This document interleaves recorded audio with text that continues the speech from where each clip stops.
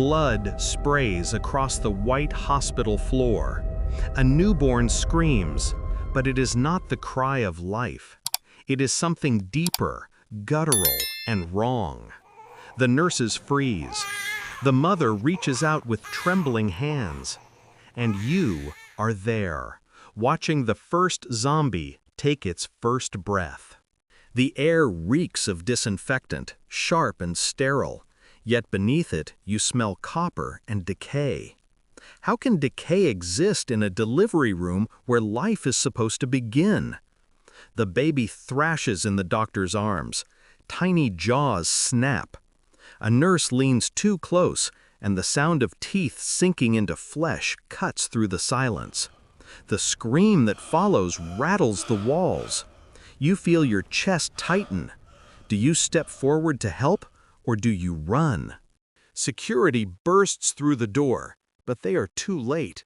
The infected nurse convulses, her body jerking, eyes rolling back until only the whites remain. Within seconds, she is on her feet, stumbling but hungry. 2 lives born at once, but one kind is not human. What happens when a place of safety becomes the cradle of extinction? Alarms wail through the hospital. Red lights strobe across the walls. You hear the intercom crackle with a voice ordering evacuation. Families clutch loved ones. Wheelchairs squeal against the floor. The infection moves faster than the message. The baby is missing from the room. No one knows where it has gone. In the maternity ward, cries echo from every room. New mothers hold their children tighter. Doors slam. A father pushes past you, desperation on his face. He has heard the rumor already. Patient 0 is a child. Could his baby be next?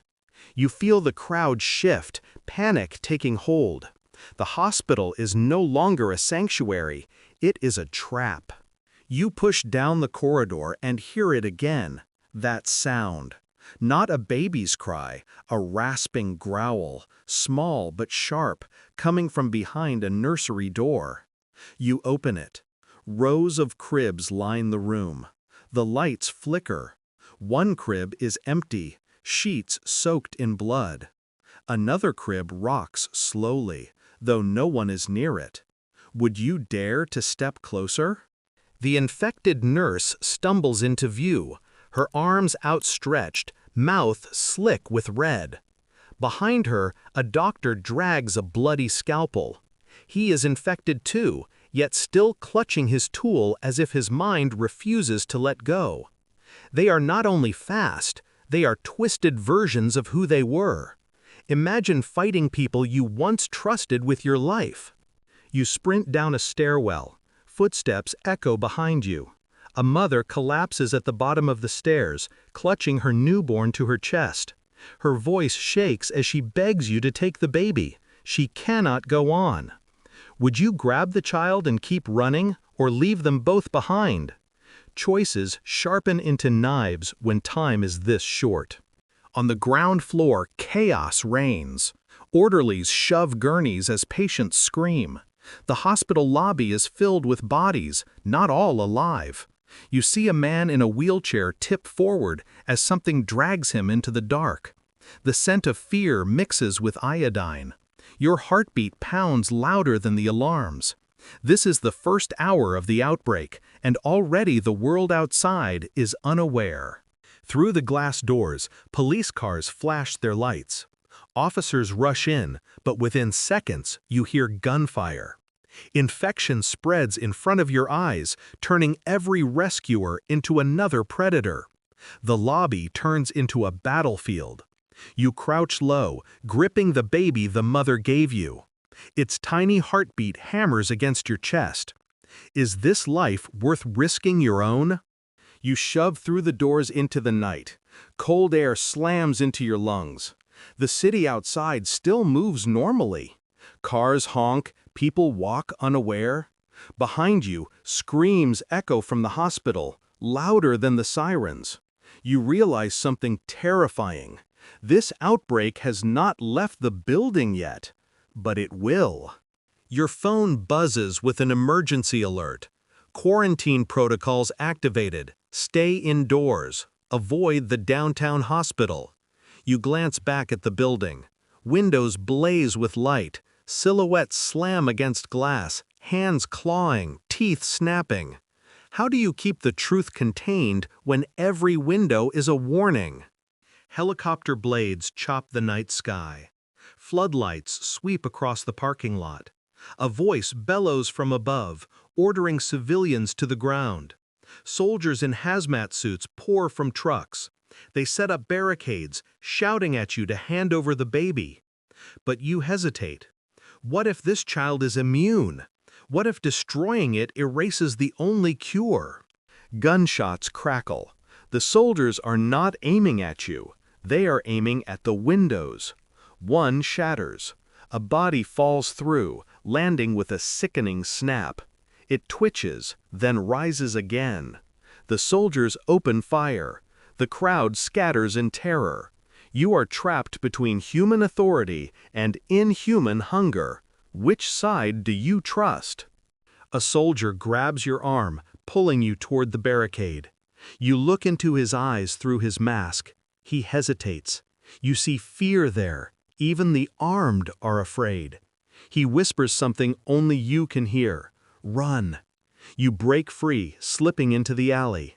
The baby whimpers softly. Every sound feels like a beacon. The alley reeks of garbage and oil. A shadow shifts near the dumpster. It is a janitor, still in his scrubs, blood dripping from his mouth. He lunges.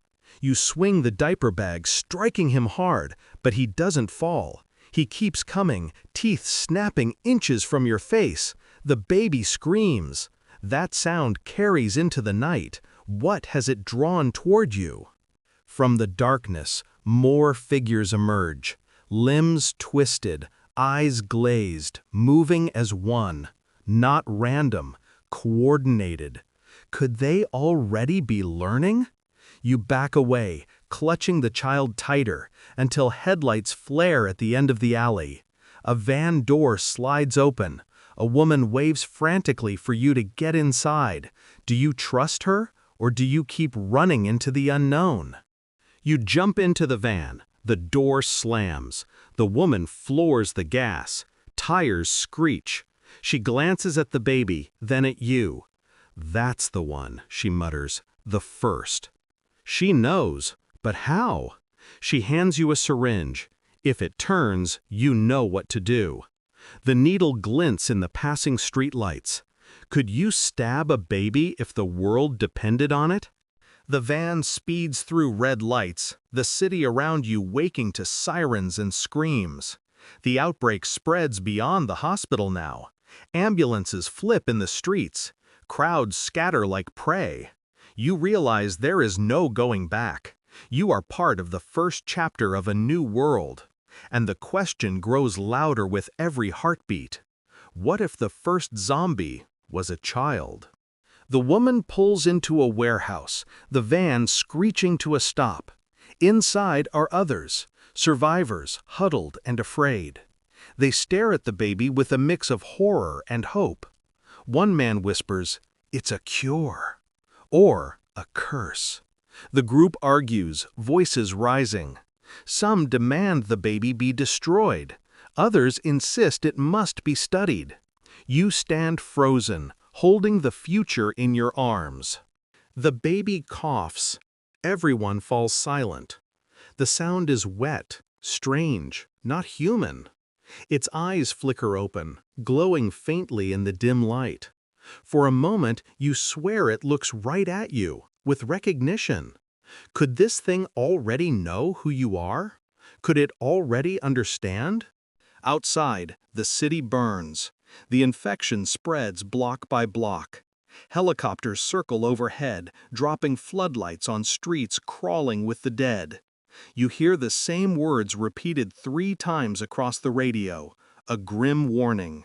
Containment failed. Containment failed. Containment failed.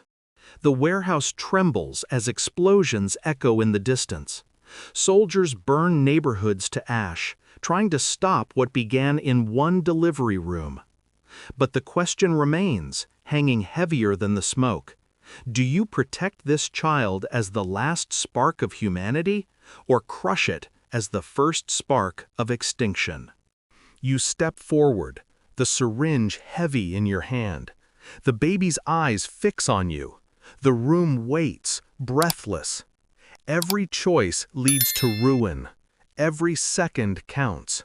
What do you do now? The lights flicker out. Darkness swallows the warehouse. Screams rise around you. The baby's cry cuts through the black, shrill and inhuman. And then the sound stops. The world holds its breath. The first zombie was born in a hospital, and nothing will ever be the same again.